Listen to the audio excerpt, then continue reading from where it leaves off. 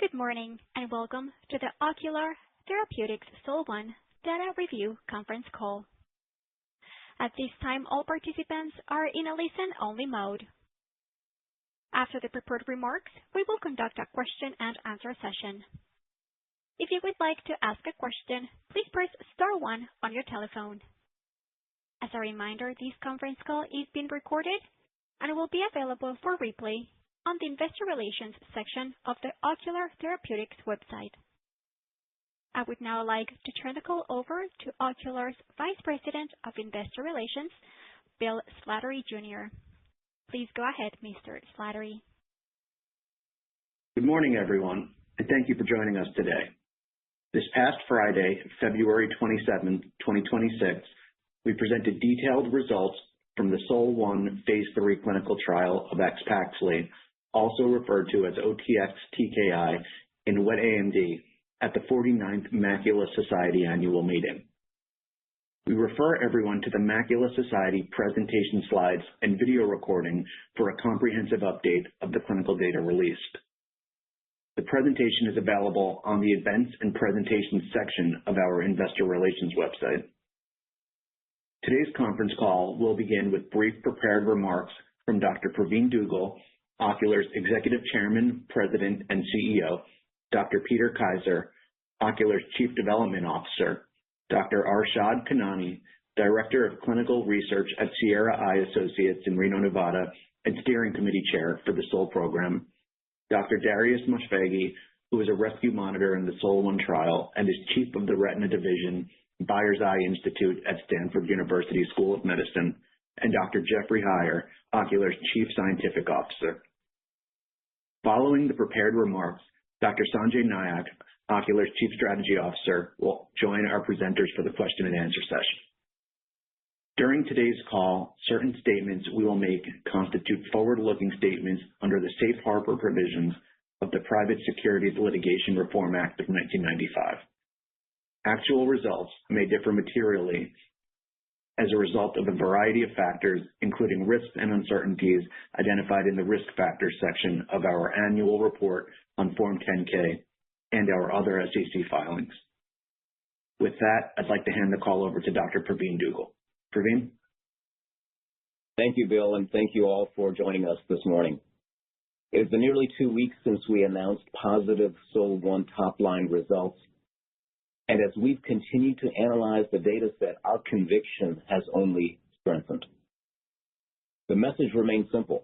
We have a drug that is active, durable, and well-tolerated, delivering sustained VEGF suppression with evidence of activity up to 12 months in 66% of the AXPAXLI-treated subjects. That is simply unprecedented, and it cannot be matched by our nearest competitor. This is not incremental progress. This is not another modest extension in dosing interval. This is transformative durability with continuous, predictable disease control. At the 49th Macular Society annual meeting, we answered several questions raised after our top-line announcement. We demonstrated just how difficult it is to achieve superiority in wet AMD and reinforced that the endpoints most relevant to clinical practice strongly favor AXPAXLI. Remember, no other novel mechanism has ever demonstrated superiority to anti-VEGF in an FDA-aligned Phase 3 study. We believe this represents a lasting point of differentiation since very few, if any, sponsors are likely to take on this difficult challenge. With positive SOL-1 data in hand, we are now preparing for our NDA submission. The transformative durability, continuous VEGF suppression, and safety profile demonstrated in SOL-1, combined with a seamless workflow integration, likely positions AXPAXLI for immediate and rapid adoption pending FDA review and approval. Most importantly, it provides new hope for patients who have lived with the burden of treatment injections and fear of irreversible vision loss for far too long. With that in mind, it is my pleasure to hand the call over to Peter Kaiser, who will spend a few minutes on AXPAXLI's mechanism of action presented this past Friday at Macular Society. Arshad Kanani will then talk about the detailed SOL-1 efficacy results, followed by Darius Moshfeghi, who will provide an update on AXPAXLI's safety profile. Finally, before we move to Q&A, Jeff Heier will speak more about our plans to submit our NDA for AXPAXLI with SOL-1 alone. Peter, please go ahead. Thanks, Praveen. Ocular Therapeutix is and will always be a company grounded in scientific evidence, first and foremost. With that in mind, let me explain why AXPAXLI is fundamentally different from the anti-VEGF therapies we use today. Current anti-VEGF drugs work outside the cell, in the extracellular space. They bind specific VEGF molecules, primarily VEGF-A, outside cells, preventing them from activating receptors that drive abnormal blood vessel growth and leakage. This approach has transformed retina care, but it's also incomplete. Multiple VEGF receptors are involved in neovascular AMD, particularly VEGF receptors 1 and 2. And blocking just one ligand, like the most pathologic VEGF-A, may allow other pathways to compensate.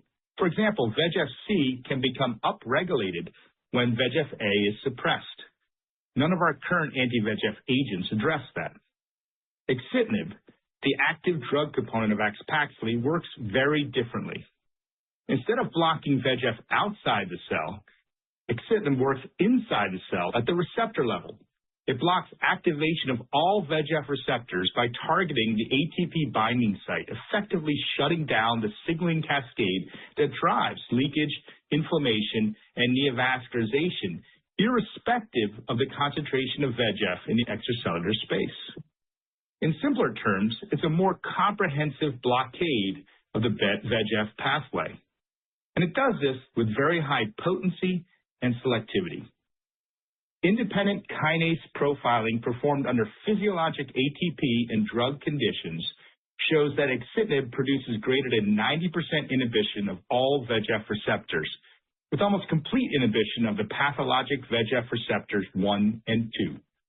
In addition, axitinib produces greater than 85% inhibition of all the PDGF receptors, which are involved in vessel stabilization and fibrosis. Coupled with this targeted selectivity, when tested appropriately at physiologic ATP levels and therapeutic drug concentrations, axitinib does not inhibit off-target kinases like JAK1 or TIE2. In fact, none of the TKIs in development for retinal diseases meaningfully inhibit the JAK pathway at physiologic ATP and therapeutic drug concentrations. The bottom line is that axitinib is very potent and selective for the receptors that lead to retinal vascular diseases.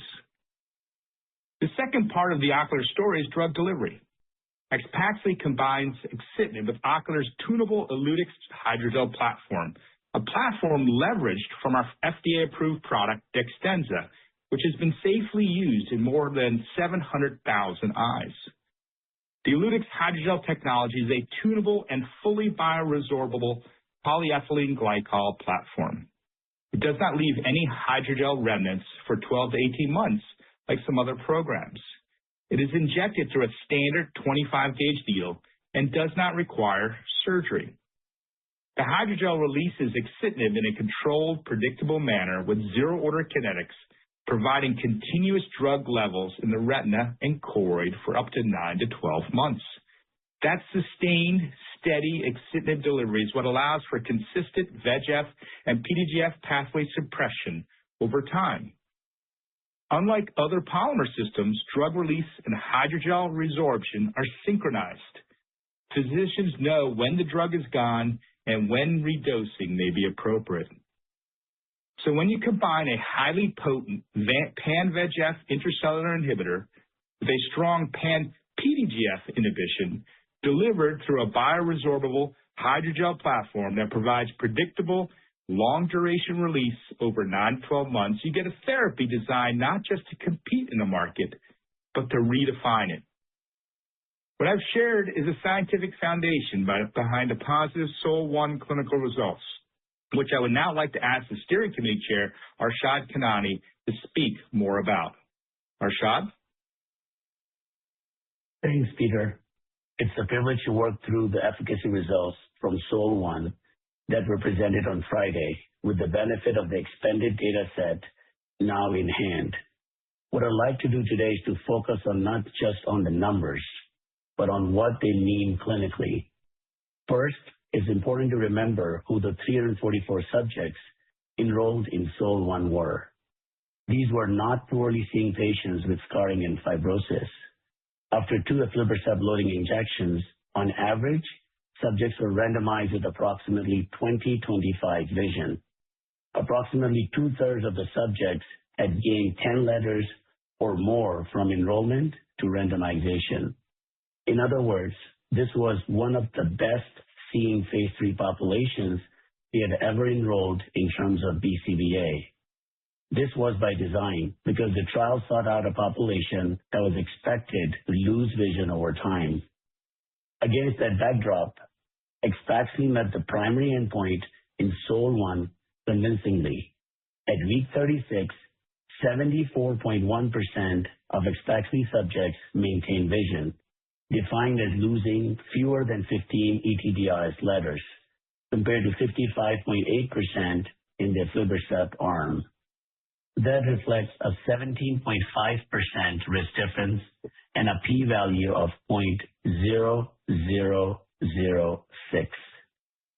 At week 52, 65.9% of AXPAXLI subjects maintained vision after a single injection, with statistically significance over aflibercept and a p-value of less than 0.0001.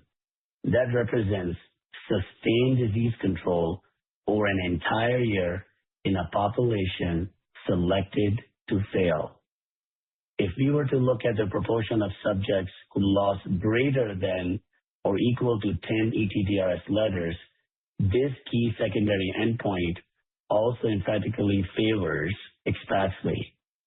Only 1/3 of AXPAXLI subjects would have met this threshold at week 36, compared to over half of the aflibercept subjects, with a nominal p-value of 0.0029.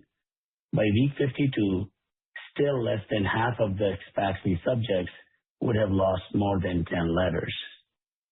Now let's talk about anatomy, because that's how we actually practice. Treatment decisions are typically driven by fluid on OCT. In SOL-1, AXPAXLI delivered consistently tighter anatomic control.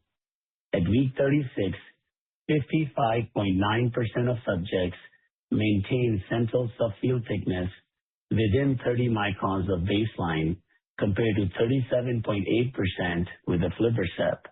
That separation persisted through week 52. We also saw lower total fluid volumes and reduced fluctuation over time. And when you look at specifically at patients who were dry at baseline, over 80% maintained vision at 9 months with AXPAXLI. That level of predictable fluid control is what gives clinicians confidence to extend intervals.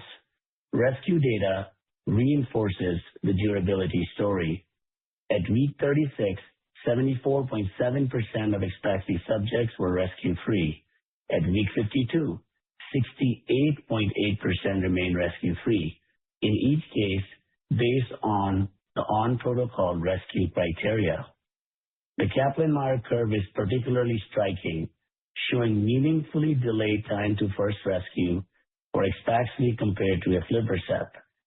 For example, the higher rate of rescues in the aflibercept arm at week 28 was not reached in the AXPAXLI arm until 6 months later at week 52. If we were to consider subjects who had 0 or 1 rescue treatment in the AXPAXLI arm, 81.2% of AXPAXLI subjects made it to week 36, while an astonishing 72.4% made it to week 52. When looking at the ITT BCVA curves, I think it's important to step back and ask what those curves are actually capturing. The ITT analysis is confounded by rescue interventions with many more rescues taking place in the aflibercept arm. Remember, at week 52, roughly two-thirds of AXPAXLI subjects remain rescue-free compared to a minority in the aflibercept arm. We also know that AXPAXLI's hydrogel bioresorption occurs around week 36, so some softening of effect beyond that point is biologically expected. In that context, it's actually quite encouraging that so many AXPAXLI subjects maintain control out to week 52 without rescue. And importantly, in SOL-R, all subjects will be proactively redosed at 6 months. Seeing this level of durability without mandated redosing gives me even greater confidence in the fixed interval paradigm being prospectively tested in SOL-R. Taken together, what do we see? We see superiority on vision. We see sustained anatomic stability. We see high rescue-free rates. And we see durability extending toward a 9 to 12-month treatment horizon. For a single injection in an FDA-aligned phase 3 trial, that combination is unprecedented. With that, it's my pleasure to hand the call over to Darius to talk more about safety. Darius? Thank you, Arshad. It's great to be speaking with everyone again today. In retina, you can have compelling efficacy and impressive durability, but if retina specialists are not completely comfortable with the safety profile, adoption stalls. What gives me confidence in AXPAXLI is simple. There's nothing in this data set that would make me hesitate to use it in my own patients. Let me be very clear. There were no treatment or procedure-related serious adverse events and no safety events that commonly derail retina programs. No endophthalmitis, no occlusive or non-occlusive retinal vasculitis.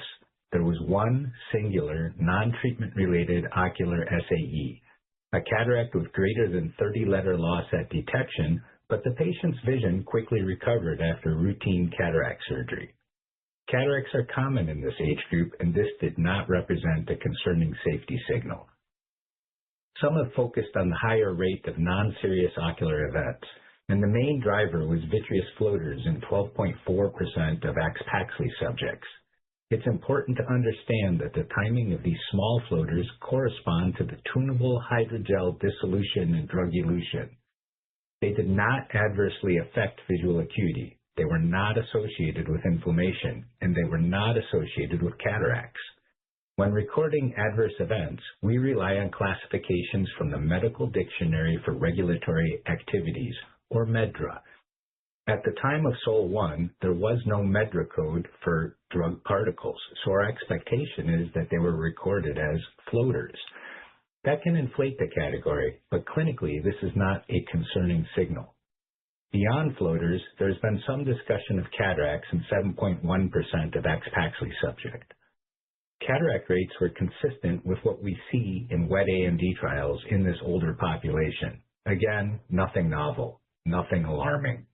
Intraocular inflammation was observed in small number of cases, but these were all mild to moderate and resolved with topical therapy or observation.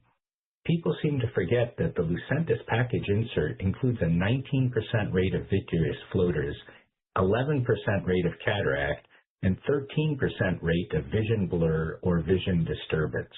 Yet more than 12 million doses of Lucentis have been administered since it was approved in 2006. Moreover, in the real world, missed visits are common. These are elderly patients. They get sick. Their spouses get sick. Transportation falls through. Life happens. With current anti-VEGF therapies, missed treatment visits can result in irreversible vision loss. A therapy that maintains disease control for up to 12 months, like AXPAXLI showed in SOL-1, provides a significant buffer against that risk. From a clinician's perspective, that is powerful. Just as importantly, AXPAXLI is likely to require no surgery, no concomitant steroids, no implant retrieval, no special monitoring for remnants. It is delivered through a standard intravitreal injection, exactly how we already practice.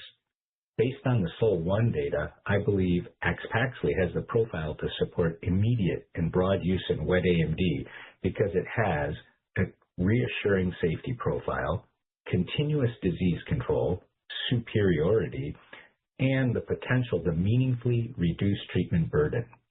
From where I sit, as a clinician and as someone who closely monitored this study as a former rescue monitor, there is nothing rate limiting here. On the contrary, I see a therapy that has the potential to meaningfully advance the standard of care. Jeff, over to you. Thank you, Darius and Arshad. We are lucky to have you both as collaborators as we continue to communicate the strength, consistency, and real-world relevance of the SOL-1 results. Before we move to Q&A, I want to take a couple minutes to explain why we believe AXPAXLI is exceptionally well positioned for NDA submission and potential FDA approval based on SOL-1 alone. As many of you have seen by now, the FDA recently announced in the New England Journal of Medicine that one adequate and well-controlled pivotal trial is the new default option for FDA approval when supported by confirmatory evidence. This includes factors such as statistical significance, alignment with the FDA, and totality of evidence. When we look at SOL-1 through that lens, we believe it checks every box. First, the SOL-1 superiority trial was designed in direct alignment with the FDA's 2023 draft guidance for neovascular AMD clinical trials. The guidance recommends that one comparator arm have the same dosing schedule as the investigational drug, and SOL-1 did exactly that. This gives us clean, unbiased evidence of relative efficacy and durability. There is no inference required. The FDA has also stated that sham injections are not recommended due to inadequate masking and potential bias. SOL-1 did not use sham injections. Second, this was an adequate and well-controlled study, and importantly, it was conducted under a special protocol assessment or SPA agreement. That means the FDA aligned in advance on the trial design, patient population, control arm, masking, endpoints, and the statistical analysis plan, which was included with the SPA submission and agreement. Third, the magnitude and statistical strength of effect are compelling. The primary endpoint at week 36 achieved a p-value of 0.0006.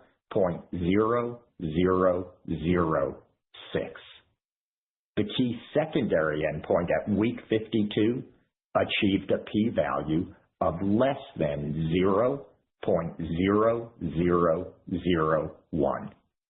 Across visual, anatomic, and rescue-based measures, the consistency of results is striking. Fourth, confirmatory evidence. The VEGF pathway is one of the most well-established mechanisms in all of medicine. AXPAXLI targets a validated pathway that has defined the standard of care in wet AMD for over 2 decades. We also have extensive real-world evidence showing that in the U.S., up to 40% of wet AMD patients discontinue anti-VEGF therapy within the first year alone, largely due to the injection burden. A therapy that meaningfully extends durability, like AXPAXLI did in SOL-1, directly addresses that unmet need. And finally, we will be filing via the 505(b)(2) pathway, leveraging prior FDA findings on axitinib's systemic toxicity. Axitinib is already FDA approved in non-ocular indications. Its pharmacology and systemic safety are well characterized, and Our manufacturing is U.S.-based, a priority for this administration, both of which support regulatory efficiency and reliability. We are actively preparing our NDA and plan to submit following our planned meetings with the agency.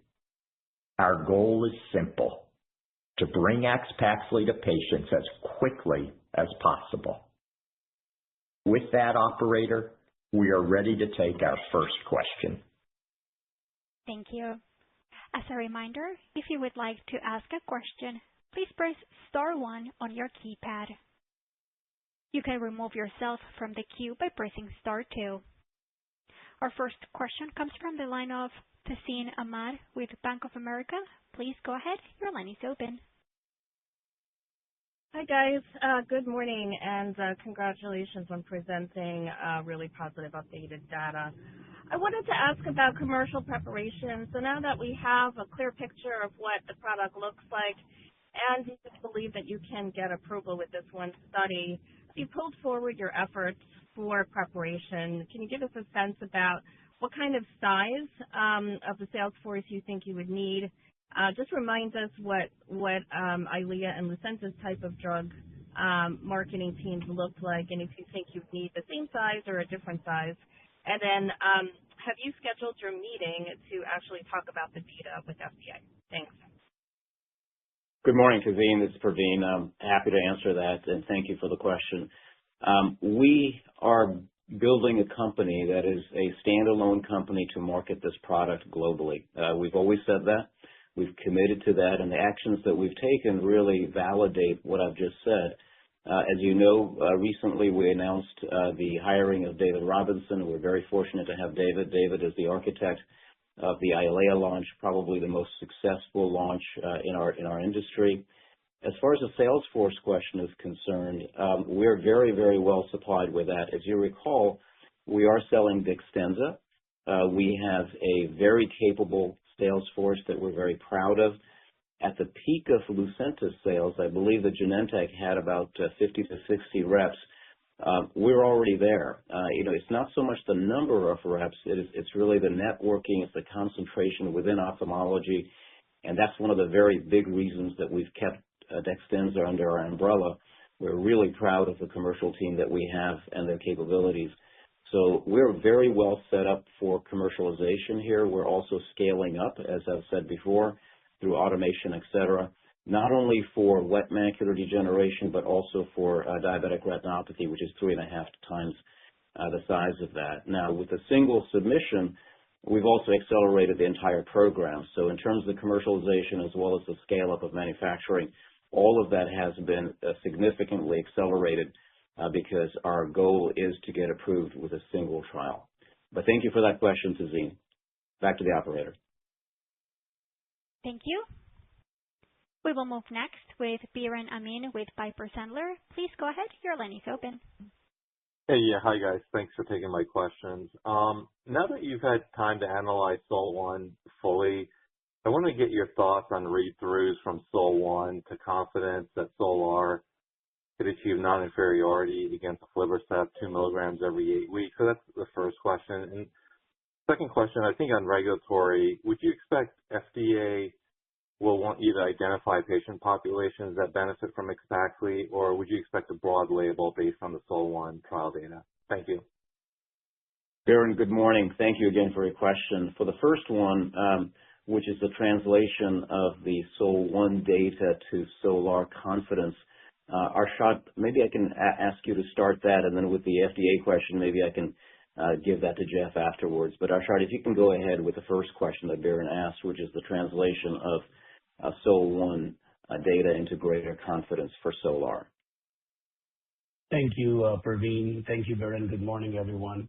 So I think that's a very good question, Biren. And I think looking at the SOL-1 data, it provides me high confidence that we'll be able to potentially achieve non-inferiority in SOL-R. And the reason for that is, as you recall, we have a long run-in period in SOL-R to actually exclude patients that are high need. So you get 3 anti-VEGF, and then you wait for 8 weeks and if they have accumulation of fluid or disease activity, they're exited from the study, so they're not randomized. So as you recall, in SOL-1, we have a whole spectrum of patients, the VEGF responsive patients, most of them gain 10 letters or more, but that doesn't screen out all the high need patients. And of course, the number we shared before, 77.1%, would have been rescue-free using the criteria for SOL-R, even though we are including the high need patients from SOL-1. So the totality of the efficacy data we have seen, I'm very confident that we'll be able to potentially meet the non-inferiority in the SOL-R study. Arshad, thank you. Yep, thank you, Arshad. Jeff, I think, do you want to go ahead and add to what Arshad might have said as well?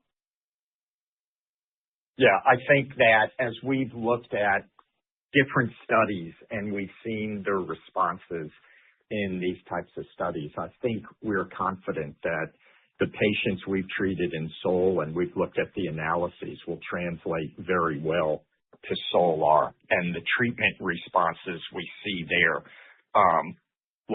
look like they'll do very well. And I think the fact that we've selected out the patients that are most likely to be the most challenging, that have the highest anti-VEGF need, will give even more confidence to SOL-R. There was original work out of View 1 and View 2 that Peter Kaiser, Namrata, Andrea, and myself were instrumental in performing the analysis, and it shows that there's a small group of patients who have a very high need, and if you take those patients out of these analyses, and that's for all drugs, they're all of the anti-VEGFs, you have a much greater response rate. So we're very confident that this will translate well. Biren, to your second question as to what do we expect on the label, I would not expect any sort of restriction on the label at all. I would expect a very broad label. In none of the approvals for the anti-VEGFs to date, despite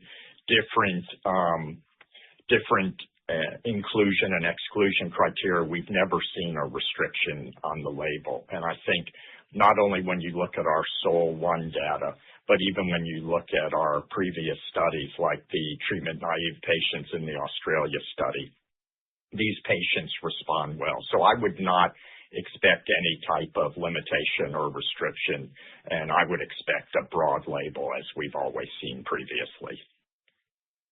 Jeff, thank you. And Biren, thank you for the question. From my perspective, let me just say for both the parts of the questions that you asked, the translation from SOL-1 to SOL-R, one of the things that we tend to forget is the patient population. Remember in SOL-1, we specifically picked a patient population that was going to lose vision, that was thoroughly anti-VEGF dependent. It's almost the exact opposite for SOL-R. Here we have a patient population that has a large ramp, the biggest ramp that I think we've seen, to ensure stability, to make sure that they're actually not anti-VEGF dependent. So it's really quite the opposite. The way I look at this is that, look, if we can have a rescue-free rate in this patient population that is the opposite of SOL-R, arguably the most difficult to treat in the sense of having patients who are designed to lose vision, who are anti-VEGF dependent, and have a rescue-free rate of nearly 80%. When we have meticulous selection for stability, as we have with 2 opportunities to observe, I can't help but believe logically that that rate will be much higher than that. So I think the confidence that we can take from the SOL-1 results and translate into SOL-R is really quite significant. And we haven't had much time with this data set. I think you will see, I can tell you very confidently, further data cuts coming up, which will give you even more confidence in SOL-R. And I think this is at really an all-time high as far as our confidence is concerned. Again, not just for SOL-R, but also for our diabetic retinopathy studies.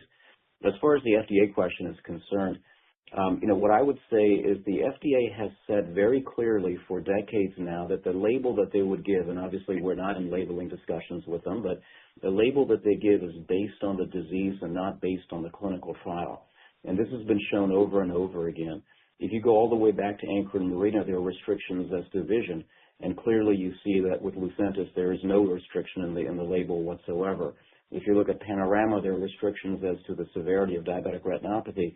Eylea has no restrictions as far as the severity of diabetic retinopathy is concerned. And most recently, in my last company, remember we hadn't treated a single patient with fovea involving geographic atrophy, not a single patient, yet the label of Izervay is very broad, allowing for treatment for all of geographic atrophy. That's going to be no different for us, I believe. And remember, we have a SPA to back this up, assuring us, at least validating a superiority track forward. So thank you again for your question, Barry. Next question. Thank you. We will move next with Colleen Kusy with Baird. Please go ahead. Your line is open. Great. Good morning. Thanks for all the helpful color, and thanks for taking our questions. Maybe first for Dr. Khanani, Dr. Moshfeghi, just based on the overall data that we've seen, how would you plan on incorporating AXPAXLI into your practice? What type of patients would you use it in? Would you not use it in? And if you could just comment, I know obviously there was a large meeting of retina specialists over the weekend at the Macula Society. So if you could just comment on kind of how your colleagues are thinking of adoption as well. Colleen, thank you again for the question. This is Praveen, and that's a perfect question to ask both Arshad and Darius, as well as Peter and Jeff, because they're all practicing physicians. But let's start with Arshad first. Arshad, the question was, how would you incorporate AXPAXLI when it becomes available in your patient population? Thank you, Colleen. It's great to hear from you. So, looking at the totality of the data, I'm thinking about my clinical practice. And we have a large number of patients that are on Q8-week or less frequent dosing. Those patients that are maintained on current treatments carry a very high treatment burden. So AXPAXLI is automatically going to help those patients as a monotherapy, reducing their treatment burden to maybe 6, 9, or 12-month injection with just a single treatment. These patients are looking for better treatments coming in the future because they're getting tired of getting 6 injections or even less or more. So that's the maintenance population that's already in my clinic. Then looking at the data, there's 2 other patient subtypes that I will definitely use AXPAXLI on. Number one is treatment-naive patients. When a treatment-naive patient comes in, you tell them you're going to get 2 or 3 monthly injections, and then we'll extend them. And then they say, well, how long can I go? And my answer is, it depends on the need. You may go 6 weeks, you may go 8 weeks, you may go 10 weeks. But majority of them are stuck between, 8 to 10 weeks, even if they're not high need. So those patients, if they're dry after the 2 anti-VEGF injections, as we saw in the data, 80%, more than 80% went 9 months in terms of maintenance of vision. So it's really exciting to see that if we have a treatment option in these patients who respond well to anti-VEGF, we can give them hope that now you can go 6, 9, and 12 months instead of a few additional weeks like we currently do. And then the last patient population is a high-need patient population that's getting injections every 4 to 6 weeks, even with the Vabysmos and Eylea HD. What we can do for them is to use AXPAXLI to treat and extend them to an extended interval. Instead of coming every 4 to 6 weeks, they may be able to go every 3 to 4 months with a foundation baseline therapy with sustained delivery and sustained disease control. And last thing I would say, Colleen, is that retina specialists will figure out the way they want to use AXPAXLI for their patients. They may be fixed dosing every 6 months or we treat and extend. So I think I'm really, excited to have it in our hands. And my talk with all the physicians at Macula Society, which is a very high, membership-only society, I got so many messages after looking at, after sharing the efficacy data that they're excited to use AXPAXLI in their clinical practice. Back to you, Praveen. Thank you, Arshad. And maybe I can go to Darius. It's a really important question, and thank you for asking it, Colleen. Maybe I can ask Darius to answer that, and then after that, I know Peter and Jeff also practice, so maybe they want to answer that as well. But first Darius, and then maybe Peter, and then Jeff. Darius, go ahead. Thank you, Praveen. Colleen, I think it's a great question. In my own practice, for the last 20 years, I've been a strong believer in continuous dosing. Most of my patients are being treated on a Q4 to Q8 regimen. Some of them have been stretched out recently to Q12 weeks, but I'm a believer in trying to maintain visual acuity as opposed to keeping fluid away. And we've seen throughout, many, many different studies with anti-VEGF agents that continuous anti-VEGF inhibition, irrespective of the presence of fluid, is the number one predictor of great visual acuity. So when I look at the patient population of patients with wet AMD, I think my entire population is eligible, and I'm going to incorporate it right away, whether that's previously treated or incoming patients. The second aspect of that is that a lot of stuff happens in our patients. It's an elderly patient population. They travel. They have spouses who may or may not be also compromised with respect to their overall health. They may be far away. And when I have something that can lock in visual gains and maintain, absence of fluid over a long period of time, I view this as a safety extender as well as a primary treatment intervention.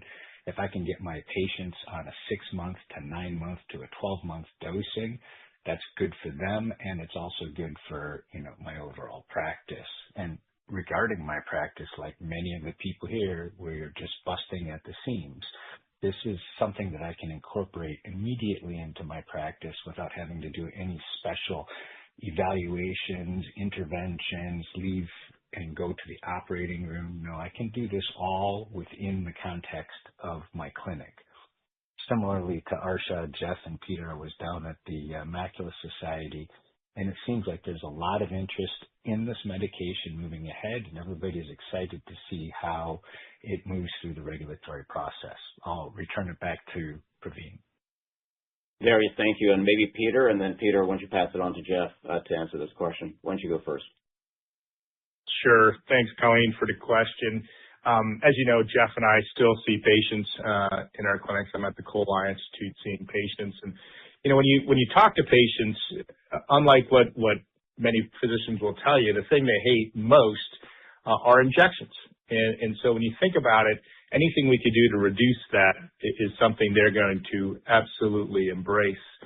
And the other big thing here, which is lost on most physicians in the back of their brain think, well, there's no question that the results of my patients are as good as clinical studies. And the reality has been shown in numerous publications. It's not one. Every publication on real-world data shows that nice improvement that we all see, and then a tail off over time. And if you look at our data from the SOL-1 study, that tail off occurs early, right? We see a slight tail off, but then you see a stability over time. And that stability is what I think is really going to be important for our patients. It allows us not to have to worry if we're going to be missing a visit or they miss a visit because of what life happens, and so they're going to miss visits all the time. And currently, when I see that happen, even with some of our second and third generation longer durability drugs, their vision drops and sometimes drops very precipitously. We have them covered with AXPAXLI. It allows us to go much, much further. So to me, I personally would be using this in the majority of my patients because to me, this is exactly what they want. Whether to use it in treatment-naive patients, because I think the label, as Jeff mentioned earlier, is going to be unrestricted. We do have data in totally treatment-naive patients with the treatment with OTX-TKI from baseline from our Australia study. But I don't really think that's how we're going to use it. I think in the future, we'll probably be trying the patients and then getting this on board to maintain patients over the long term. So I'll pass it on now to Jeff. Yeah, thank you, Peter, and thank you, Colleen, for the question. What you've heard from the three before me is there's clearly a significant need, and we see the potential to use this in virtually all of our patients. The one thing that keeps going over and over in my mind is when I'm in clinic, the recurrent theme of burden not only to the patient, but to families and caregivers, the constant negotiation with patients that they want to keep stretching it out. And when you speak to clinicians individually, they say, well, I'm really good about maintaining the follow-up on my patients, but we constantly underestimate the misses, the adherence to schedule that goes on with patients. And so not only the confidence to be able to extend patients long, but the confidence to know that when those unforeseen misses happen, when there's an illness, when there's an injury, when patients can't get in and then don't reschedule for another 3 months, having drug on board to control the disease will be absolutely invaluable. Thanks, Jeff. Colleen, let me just give you 2 more of my thoughts over here. One is that, remember, we have a second goal with this drug as well, which is to have better long-term outcomes. One thing that hasn't been mentioned is that we believe that we're going to have less fibrosis, less atrophy, and that's going to result in better long-term outcomes as well. So I don't want that to get lost there. I'm sure we'll be doing other data cuts that will look into that. The last thing that I would say, in the 30 years that I've been doing this, there's not been a single drug that has been tested that has not done worse in the community than in the clinical trials. And there's a good logical reason behind that. Obviously, you want to have the best patient population, the most de-risked patient population who are going to respond as well as possible in the clinical trials. But in the community, the drug will really never do as well. It'll always do a little bit worse. I think this will be the first drug, at least in my career time, that will actually do better in the community than in the clinical trials because of the way the trials are designed. Remember, the patients that are selected, as I've said before, are patients who are designed to lose vision. So when this drug is out there in the community amongst patients that are stable, as you've heard from others, patients that are not necessarily as anti-VEGF dependent, the results actually will be better in the community than even in the clinical trials. Thank you for your question. Operator, next question. Thank you. We will move next to Sean McCutcheon with Raymond James. Please go ahead. Your line is open. Hey, guys. Congrats on the data, and thanks for the question. For me, can you give a bit more detail on the floaters, the origin, how they were found and classified, whether they were seen in the visual field, and the window during which the drug particles were observed and subsequently cleared? Thanks. Great. Sean, thank you for your question regarding floaters. Maybe I can pass that on first to Darius to explain a little more detail about the safety data, and then after Darius, after that, maybe you can pass it on to Peter, because I think Peter can talk a little bit more about the mechanism of the dissolution of the drug itself. But first, to you, Darius. Hey, Sean and Praveen, thank you very much for that question. First off, vitreous floaters are very common in these anti-VEGF approaches and intravitreal injections in general. You'll recall that the rate was 19% on ranibizumab, and the timing of this was in the window that you were referring to is around the time of between 24 and 36 weeks is when we would expect the dissolution of the device inside the eye over time. And then the classification of floaters corresponds to that. The MEDRA classification does not have currently for drug particles. And so we believe that this was the time that the device was dissolving, and the timeline corresponds to that, and then the patients had no adverse events associated with this. Back to you, Peter. Thanks. Very good question, Sean. It's something that's been asked by many people. First and foremost, if you look at vitreous floaters and adverse event, you have to understand how they're monitored in a clinical study. Usually in a clinical study, and I've done way too many. Patient comes in, you ask them how they're doing, anything that's bothering them, and then if they say, yeah, I'm seeing floaters, then you put it down as a MEDRA term that they saw floaters. In contrast, in this clinical study, we specifically had a webcast with our investigators, and in that webcast, we went over how this drug works, how it dissolves over time or bioresorbs over time, when we expect to see drug elution, and what that drug elution looks like. We had pictures from phase 1 that we showed the investigators, and we actually even had a case report form where they where the unmasked investigator had to, at every visit, say, do I see the implant? Do I see any drug elution? And that has to be filled out at every visit. So unlike many clinical studies where vitreous floaters are described by the patient, in this study, they're put onto the adverse event table by both the patient as well as the physicians.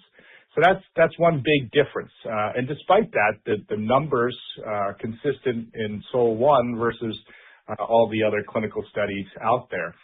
That's number one. But number two is sort of what you alluded to with your question, which is, what is this? Is this just like vitreous? And because you put something into the vitreous has been changed in some way? Or is this something else? And, when we really looked at the data and we presented this at SOL-1 as a scatter plot, the majority of these patients, the floaters occurred right about when we expected drug elution to occur, about 27 to 29 weeks. And people say, well, is this the big snowstorm effect? What's happening to these patients? No, they're not noticing this. The change in visual acuity is essentially nil, less than one letter. And the second part of the question is, does this disappear? We expect it will, and it's something we will be looking at in the 2 weeks you had to prepare for this talk. We certainly didn't have time to pull all of those patients' case report forms. So remember, this was happening relatively late, really up against the 52-week cutoff for the study. So we really are going to look very closely as to the resolution of this. Vitreous floaters in other clinical studies don't disappear. In our study, we'd expect they would. And it's something we will obviously be looking at and let you know in the future. Peter, thank you. So, Sean, again, thank you for the question. The rate is very much in line with other studies. If you just look at that as a whole, these are all physician-reported. We asked physicians to look for them, had no impact on vision whatsoever. Not patient-reported, no impact on vision. And the floaters were there because of the MEDRA coding. There's no code for drug, although because of all of this, we will have a code for drug in the MEDRA classification, I think, starting next summer. So again, I think it's an issue that has been very, very clearly addressed head on. Let's go to the next question. Operator. We will move next to Lisa Walter with RBC. Please go ahead. Your line is open. Oh, great. Thanks so much for taking the question and congrats on the progress. Maybe just a question for the retina doctors on the line, Arshad and Darius, Peter and Jeff. Wondering what would be your strategy in the real world to start AXPAXLI in a treatment-naive patient? Would you start off with 2 anti-VEGF injections like in SOL-1, then add on AXPAXLI, or would you use more anti-VEGF to get going, or maybe fewer? Just curious how you would apply this into your practice. Lisa, good morning. Thank you for your question. I'm chuckling and laughing because what you said is exactly what everybody else says to me. Believe it or not, I'm also still a retina doctor, but nobody remembers that. But that's okay. So let's go to Arshad first with that answer. Arshad, why don't you go ahead, and after that, maybe Darius, and then Peter and Jeff if they want to comment. Go ahead, Arshad. Thank you for the question. So, I think clinical practice, we try to optimize the durability for every patient, and there's a heterogeneous, patient set that we see. So there are many patients that come in and you give them one anti-VEGF and they're completely dry and doing well. Those are the patients I'll use AXPAXLI right away after the first injection. And then there are patients who need 2 or 3 loading doses to control their disease.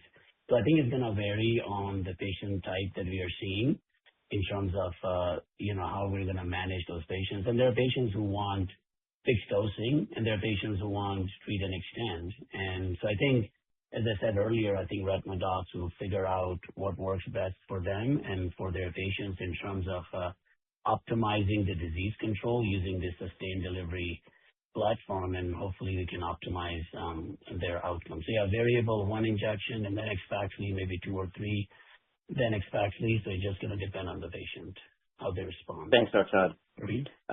Darius, maybe to you, and then Peter after that.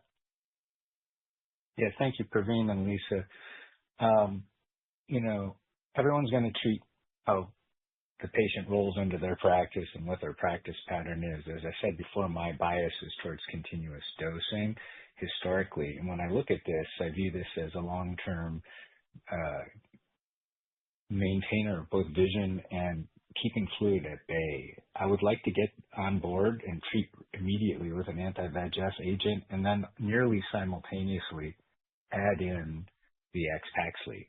And the reason for that is I would want to lock in my gains as early as possible. I don't know if this takes a while to work or if it works immediately from the beginning, and we'll find out more about that as we evaluate the data over time.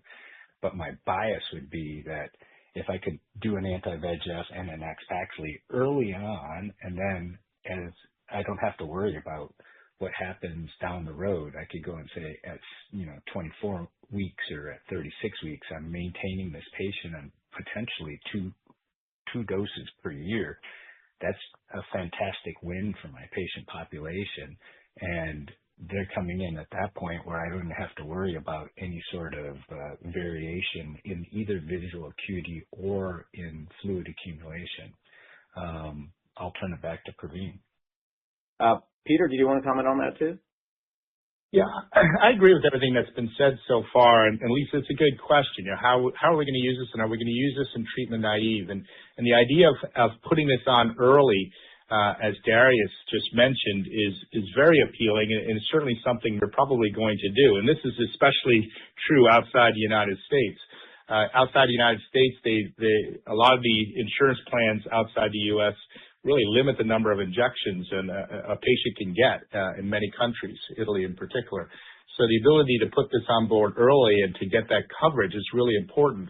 But the other thing is many of my patients in Cleveland have Medicare plans that require step therapy. So even if I wanted to put them, for instance, on Faricimab or Eylea HD early on, I can't, right? I have to start with Avastin, and then I got to switch to a Lucentis biosimilar, and then maybe an aflibercept biosimilar, and finally 9, 12, 18 months in, after I've shown 3 injections of each one of those don't work, I could finally put them on a drug I really wanted to put them on from baseline.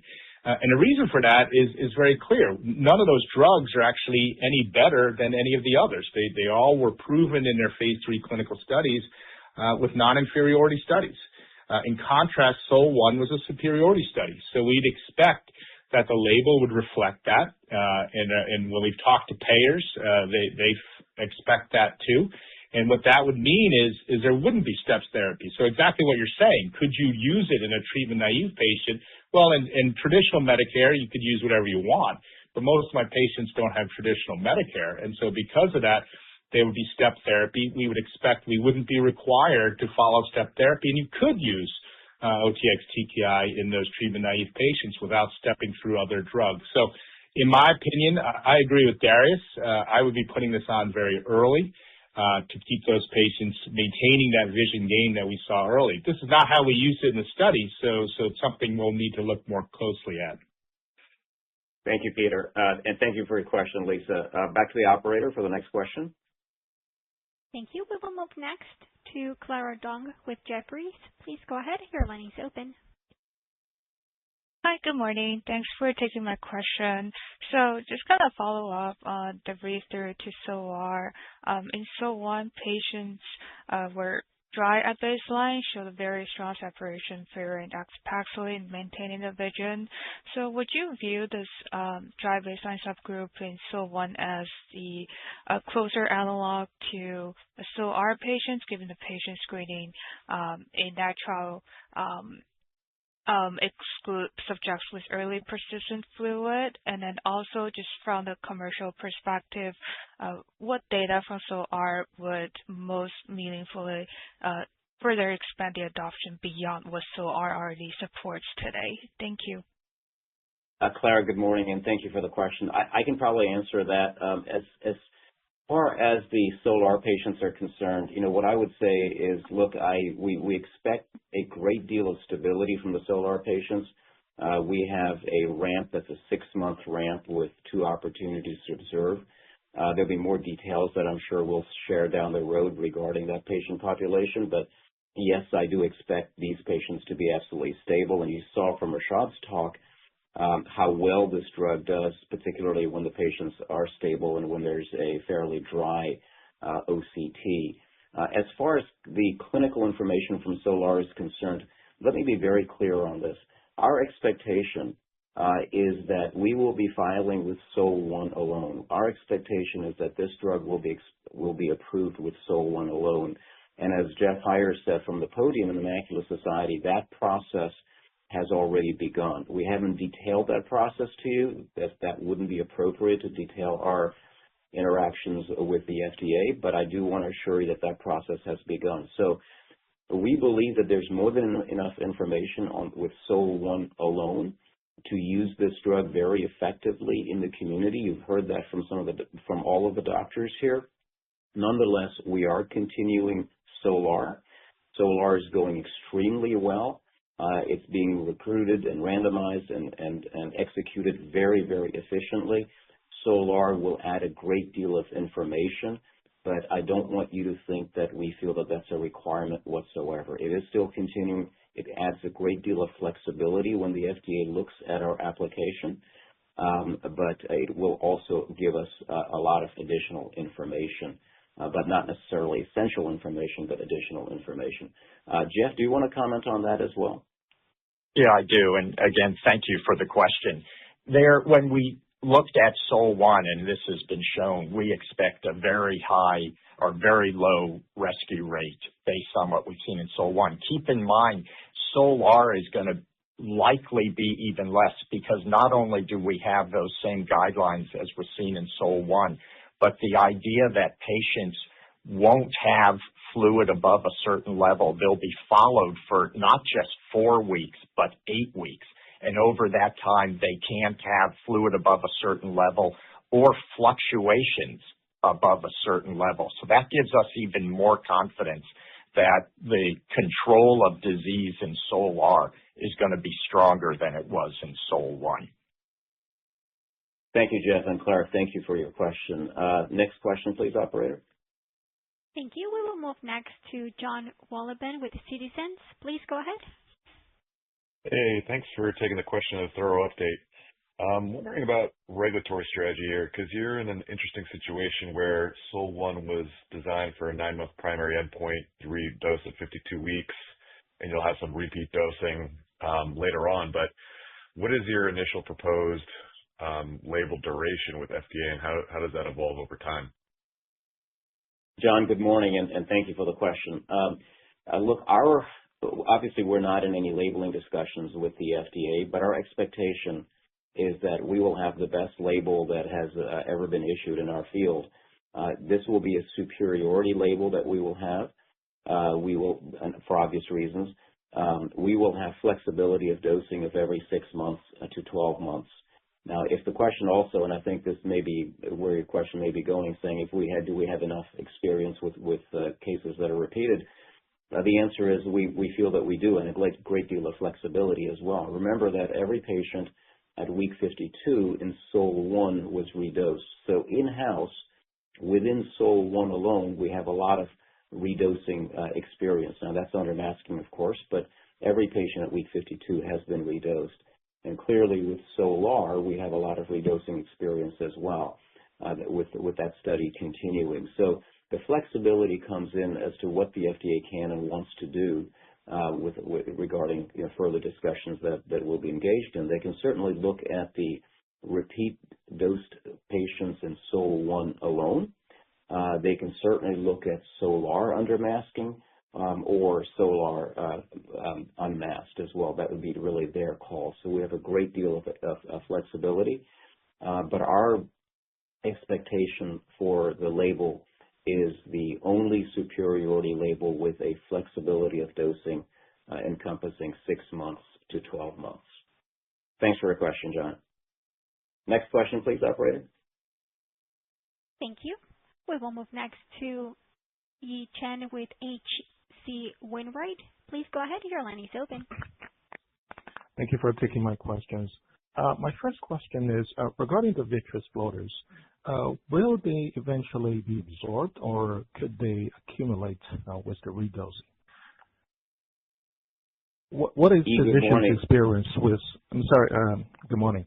Pardon me. What is physicians' experience with vitreous floaters caused by Lucentis? Great.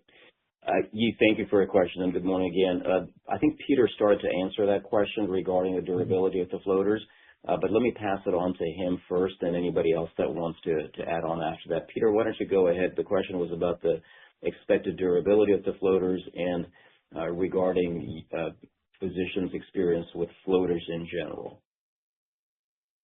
Thanks, Yi-Chen. I think it's a very interesting question. So as I mentioned before, floaters are something that we've seen in almost every one of our clinical studies, and you specifically mentioned a very high floater rate in the Lucentis studies. Those floaters, in general, don't disappear. No, they're different than our floaters in that there's something that's changed in the vitreous. And remember, in the ranibizumab studies, unlike aflibercept and faricimab numbers, or faricimab in particular, those numbers have way less injections. In the Marine and Anchor studies, and Jeff and I were very involved in those studies, recall that we gave Lucentis every month, right? And so we were injecting a volume into the eye monthly. So that would explain a very high rate of floaters because you have a very high rate of change of the vitreous. In terms of the floaters that we're seeing here, we believe most of these are related to drug elution, so they're going to resolve. The time point for resolution is probably the time point for bioresorption, or actually in this case, dissolution of the drug itself.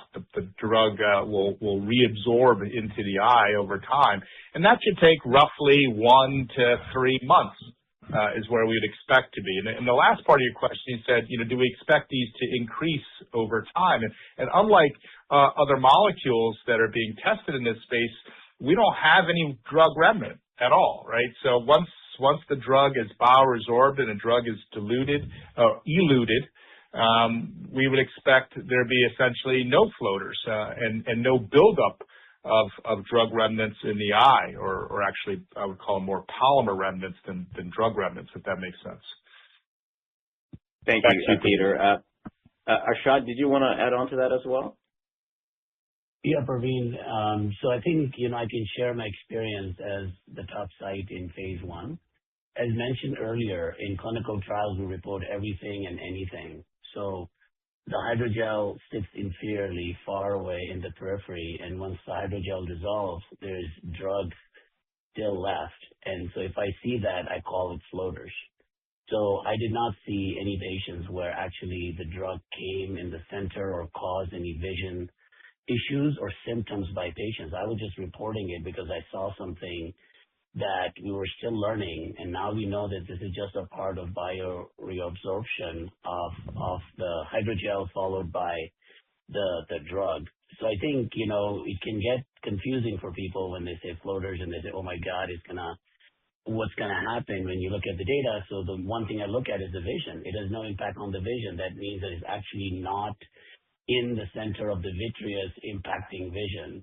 And then, I was also part of the gray bug trials, and those floaters were intense in the center vitreous impacting vision. So I think I just want to share my experience as an investigator that this is a transient event that in clinical trials we report, and none of my patients actually had symptoms. And as Peter mentioned, this is very different than if you have something that stays in the eye for a long time. This is just transient effect, and this is explained by the biology of how this drug works. Thanks, Arshad. It's a really important question, and what I would say is the first thing to ask is to say, what is it? Because not all floaters are the same, right? It could be blood, it could be vitreous vastides, it could be anything, silicone oil, it could be any of those things, could all be classified as being floaters. So the first question to ask is, what is it? And here it's very clear. This is drug. And this will go away as we expect it to go away with the drug, and it's transient. The second thing to ask is, where is it? And Arshad alluded to this. Just remember how these floaters were actually seen. They were not simply seen with what we call a 90 diopter examination, which is right at the slit lamp, but they were seen with indirect ophthalmoscopy when looking very far out in the periphery, in an area where you may see retinal tears and things like that. This is something the patient would never see because it's so far out in the periphery that you have to use an indirect ophthalmoscope to be able to see it. So where this occurs is really important. And the last thing, as Arshad said, is does it have any impact on the vision? And we gave you the numbers. It has absolutely no impact on the vision whatsoever. So I think those are really important things to realize. Not all floaters are the same. This is drug. We expect this to go away. It's way out in the periphery. Patients don't see it. This is entirely physician reported. Thank you for the question, Yi. Operator, next question. I have a follow-up actually. So for the floaters and cataract for the aflibercept 2 milligram in the SOL-1 trial, they appear to be much lower than the aflibercept prescribing information. Which one is more representative of the patient's experience in real-world practice? I'm sorry. Could you ask that again? I didn't completely understand. Yeah, I got it. I got it, Praveen. I got it. Yeah. Basically, you're asking, why is the EYLEA rate in SOL-1 different than the EYLEA rate in other clinical studies, like, for instance, VIEW 1, VIEW 2. Is that correct? Yeah. Yes. Yeah. Yeah. So there's an easy answer, right? And many people miss this. Is that remember the aflibercept patients, at least half of them, only got one injection of aflibercept versus after loading. Versus in the VIEW 1, VIEW 2, they were getting treated either every month or every other month in VIEW 1, and then in the other studies every 8 weeks. So every time you inject into the eye a volume of fluid, you're disrupting the vitreous. These are older patients, and when you do that, you're apt to develop floaters. This is a very common occurrence in an older population of patients. So the rate in the VIEW studies or in the Pulsar and Photon for EYLEA HD would be closer to reality than the aflibercept rates in SOL-1. Peter, thank you. And that would not only just be the floater rates, but I think that would be in everything else as well. So if you're going to do a real-life comparison in the adverse events table, everything would have to be multiplied by 4 on the EYLEA side as well for a fair comparison. But thank you for that. Thank you for that answer, Peter. Thanks for the question, Yi. Operator, the next question, please. Thank you. We will move next with Lycan Henbury-Brown with William Blair. Please go ahead. Your line is open. Hey, guys. Thanks for the questions and congrats on all the data. I guess maybe a question for Dr. Kanani. You talked about how anatomy is what you're really treating most of the time in the clinic. And here we see good stability, but it does stabilize at maybe 20 or so microns above the sort of lowest point that you get with loading.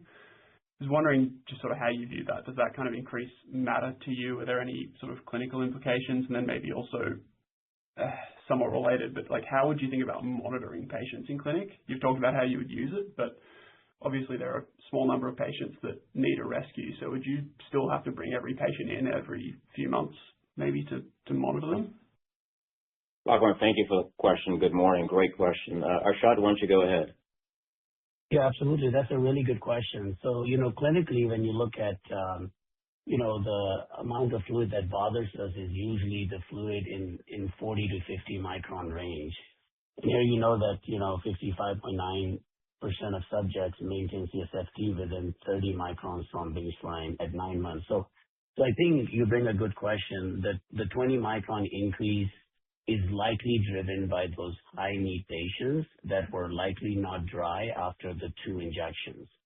So the way we do that in clinical practice is we are going to go after the patients that are completely dry after 1 or 2 injections. Those are patients that can be, extended quickly. Now, it's going to depend on physicians, comfort level initially. They may want to bring those patients, maybe 2 or 3 months later just to check for fluid. They may want to monitor them with home OCT imaging. So I think there are a lot of different scenarios that we can use. But one thing, we know that what impacts long-term vision is actually fluctuations in anatomy, and those range around 40 to 50 microns or higher. There was a sub-analysis we worked on in terms of quartiles of patients in terms of CST fluctuations in the Hawk and Harrier studies. And we learned a lot from that data set in terms of fluctuations and impact on vision. So the bottom line is that we will figure out the high-need patients and then watch them more closely versus majority of the patients who are dry after the first 1 or 2 injections. They can be predictably extended. And as Darius said earlier, I think this comfort level of sustained delivery in the eye gives us confidence that if patient misses a visit or don't come for their follow-up, we will still be able to control their disease and not have impact on their long-term vision. Arshad, thank you. Jeff, did you want to comment on this too? Yeah, I'd like to. I think this is a very important question. And when we're concerned about fluctuations with conventional anti-VEGF treatments, that's because we know those drugs are no longer present. And so when you see fluctuations in those patients or when you see any fluid, you know that there's nothing on board. This is different with OTX-TKI in that our expectation is we've got drug on board for an extended period. We know that these mild amounts of subretinal fluid are very well tolerated, especially when you have treatment on board. So you're not going to see the fluctuations that you do with the peaks and troughs of intravitreal injections. So these patients are going to tolerate this much better because there's something on board. I think when we follow patients over time and we try to learn more about this, we're going to understand what the ranges are for our patients and how we're going to treat. So there will be a number of physicians like Darius who will just adopt the every 6 months approach and say, I'm very confident that I can maintain disease with 6-month dosing. There will be others that will look for more of an extended approach, and they'll follow patients on their own. They'll come up with their own regimen for following these. That will certainly be less frequent visits and figure out what will work for each patient and each physician. But having this drug on board for extended periods of time is what's going to give them the confidence to manage these patients in a whole different manner than what we've been used to. Thanks, Jeff, and thanks, Arshad. And Lachlan, thank you for the great question. Operator, next question, please. We will move next to Serge Belanger with Needham. Please go ahead. Your line is open. Hi, good morning. Thanks for taking my questions. First one, can you just comment a little bit on the number of mild, moderate intraocular inflammation events that you reported, just how common these are in these patients when you're using anti-VEGF? And then secondly, regarding the patient population in SOL-1, I think one thing that stood out in the presentation was how unique this patient population was. So just curious how common are these patients in your practice, or is it just a function of they're not typically evaluated in a clinical study that makes them unique? Thanks. Serge, thank you. Good morning, and thank you for the great questions. The first one regarding the IOIs, Darius, maybe I can go to you with that, and anyone else that wants to comment after that. Darius, why don't you go ahead?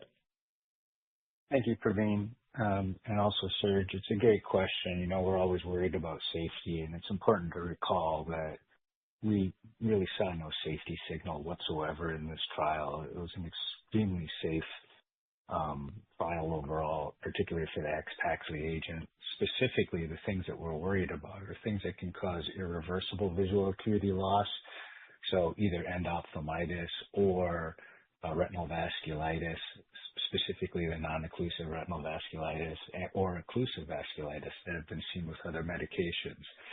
We haven't seen any of those.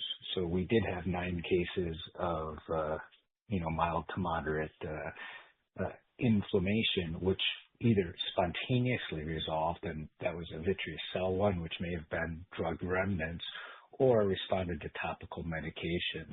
And this is in line with what we see in both our clinical practice, where we're giving frequent injections in our patient population, and also within other studies. But really the take-home here is that there were no vision-threatening events from inflammation in this trial, and I'll return it back to Praveen. Darius, thank you. I think just as we mentioned floaters in terms of how all floaters aren't the same, I think it's important also to say that not all inflammation is the same. There's inflammation that's mild to moderate, as this was, perhaps related to some drug remnants that was classified that way. We'll know more about that later on. But I think what's really important here is what we mentioned in the slide. There was no cases of endophthalmitis, and very importantly, no cases of vasculitis, either occlusive or non-occlusive. The person here, Jeff Heyer, who's been in a lot of boards regarding safety and so on and so forth, has also should be commenting. Jeff, maybe you can make some comments regarding IOIs and how we should think of them in terms of the severity of the IOI, also whether the location, whether it's anterior or posterior vasculitis versus anterior segment inflammation, et cetera. Maybe you can make some comments here, Jeff. Yeah, so I think as you highlighted, Darius and Praveen, you first of all have to differentiate how serious this is. And mild to moderate inflammation that resolves readily with topical treatment is of much less concern to us than the more severe types of inflammation that are often associated with vasculitis, occlusive disease. We confirmed with all of the uveitis cases that there was none of this present, and that was confirmed on fluorescein angiography and also determined by the reading center not to be present. So that's very reassuring. You also have to keep in mind that in clinical studies, we actually encourage the investigators to look carefully for this. So even mild amounts of inflammation that would often go unnoticed and often go untreated were detected readily here and treated just as we would want in any clinical trial.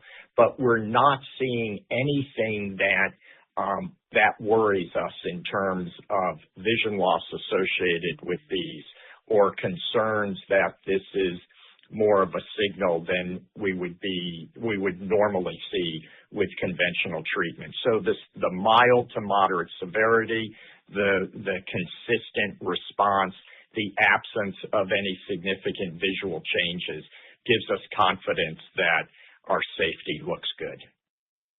Yeah, I'd also add that there's one patient who probably was the most severe, who in retrospect probably shouldn't have been in the study anyway, and that was a patient with uveitis. It was bilateral, so clearly not due to the drug and recurrence, so a history of uveitis that in retrospect probably shouldn't have been in the study to begin with. Going to your second part of the question, Serge, which is how representative is the SOL-1 patient population in a community practice? Arshad, maybe I can ask you to answer that question. Yeah, thanks, Praveen. I think when I look at the patient population, this is a population that require, very active anti-VEGF treatment, and they respond well to it. So I think the bar here is very high in terms of maintaining vision for these patients over 9 to 12 month period. So I think this patient population usually doesn't get studied in many trials because they get excluded because the visual acuity is 20/25 here on average, or they gain 10 letters or more. So what we have is we have a unique patient population that was designed to lose vision, but it's a lot of our patients who actually behave like this in our clinical practice, that they will come in and they'll get 1 or 2 injections and they'll have vision gains. But it does not exclude the high need patients, as I said earlier. It does include patients who are frequent need. So I think the bottom line is that if you're studying a patient population that's designed to lose vision and you're able to maintain vision in majority of these patients, up to 12 months, I think the bottom line for me is it gives me confidence that I can use AXPAXLI very confidently in my practice to have predictable disease control for 6 to 12 months in majority of the patients. Thanks, Arshad. I think this is exactly why I said that I expect this drug to be the first one that I've ever seen that actually performs better in the community as opposed to in clinical trials. And what I would also say is people ask me all the time, what is it about the data that's most impressive? Which slide? I don't think it's a single slide. I think it's the consistency of all the slides. And most importantly, it really is what matters to doctors the most, which is the OCT, which is the ultimate representative of disease control. And every single thing that you look at in terms of disease control favors this drug. The OCT is the obvious one. The other one that may not be quite as obvious is retinal hemorrhages. And as you all know, retinal hemorrhages is what we use to sort of as a barometer for aggressive disease. And if you look at the baseline characteristics, there were more cases of retinal hemorrhage in the other arm, in the AXPAXLI arm, to begin with, indicating that there were more severe patients who had more aggressive disease in the AXPAXLI arm. And when you look at the end of the study, it actually reversed. They stayed in the EYLEA arm.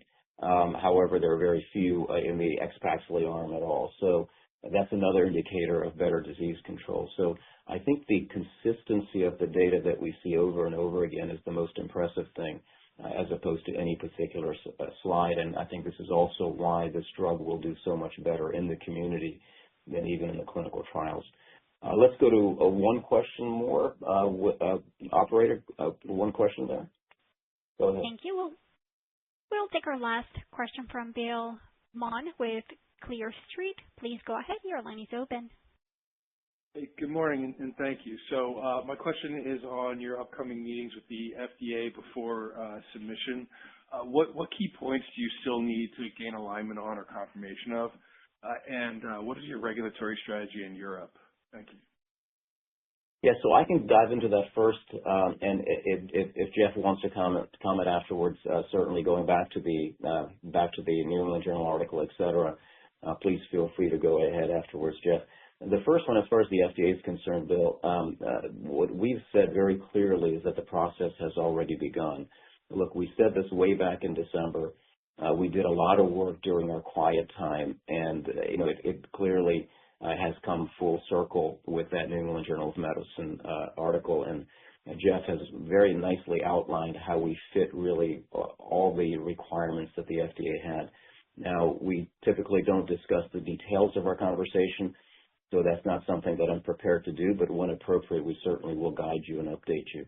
As far as OUS is concerned, look, one of the things in OUS is not just the drug and the trial design, et cetera. It's also the impact that the drug may have on society. That's actually looked at quite carefully.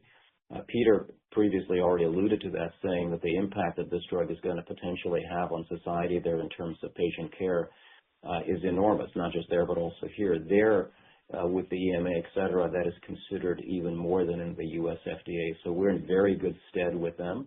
Our discussions continue with them, and we're very confident that this drug will be approved on a global basis.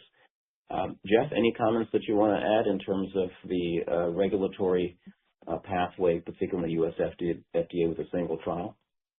Yeah, so I think that's an excellent question. And we were already looking carefully and planning on submitting under the 505(b)(2) pathway, which, as you know, allows reliance on established safety and efficacy from already approved drugs. And axitinib was approved in 2012 for renal cell carcinoma.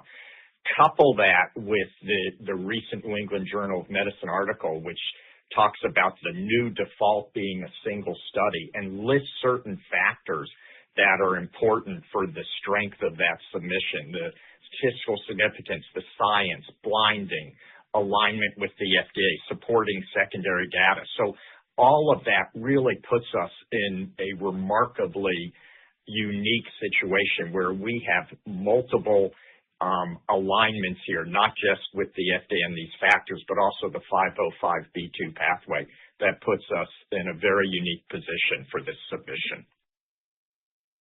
Thank you, Jeff, and thanks for the question, Bill. Thank you. Operator? Thank you. This concludes our question and answer session. I will now turn the call back to Dr. Pravin Dugel for closing remarks.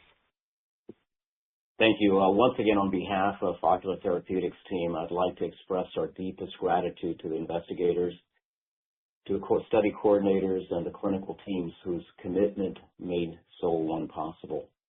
Most importantly, we'd like to thank the patients and their families who chose to participate in this trial.